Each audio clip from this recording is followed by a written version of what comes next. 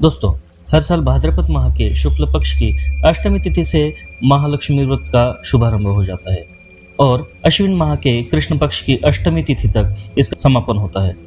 महालक्ष्मी व्रत धन की देवी माँ लक्ष्मी को समर्पित होता है।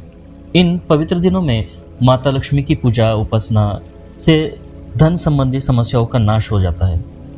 तो दोस्तों, आइए आज की वीडियो में हम जानेंगे कि महालक्ष्मी के व्रत का महत्व, उसकी पूजा विधि और महालक्ष्मी के व्रत के कुछ नियम।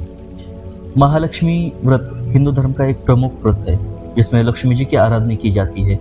यह व्रत विशेष रूप से महिलाओं द्वारा किया जाता है, लेकिन पुरुष चाहे तो इस व्रत को कर सकते हैं। इस व्रत का मुख्य उद्देश्य परिवार की सुख समृद्धि, धन संपत्ति को प्राप्त करना होता है।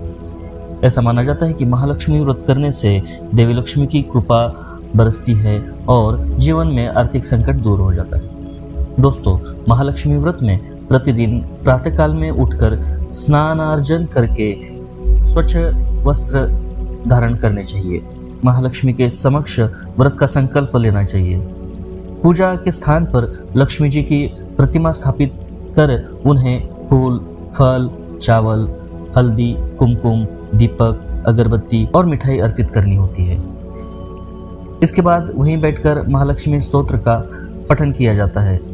महालक्ष्मी व्रत की कथा भी सुनी जाती है। फिर शाम के समय व्रत का पारण कर प्रसाद को वितरित किया जाता है।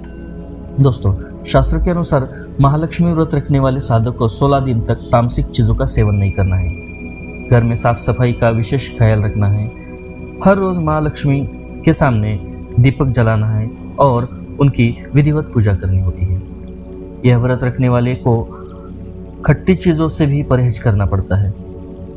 लक्ष्मी जी की पूजा के बाद 16 दूर्वाघास की गांठ को पानी में डुबोकर शरीर पर छिड़कना होता है।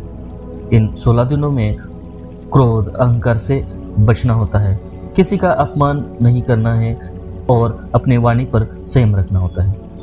दोस्तों, महालक्ष्मी व्रत से जुड़ी एक कथा का पुराणों में वर्णन मिलता है।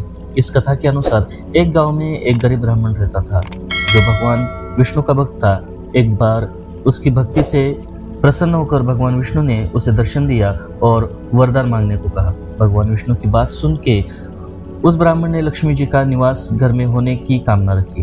ब्राह्मण की इच्छा सुनकर भगवान विष्णु ने कहा कि तुम्हारे गांव में मंदिर के पास एक महिला उपले थापती है, वही देवी लक्ष्मी है और उस स्त्री यानी देवी लक्ष्मी को अपने घर में निमंत्रण देना है। भगवान विष्णु के बताए अनुसार उस ब्राह्मण ने वैसा ही किया।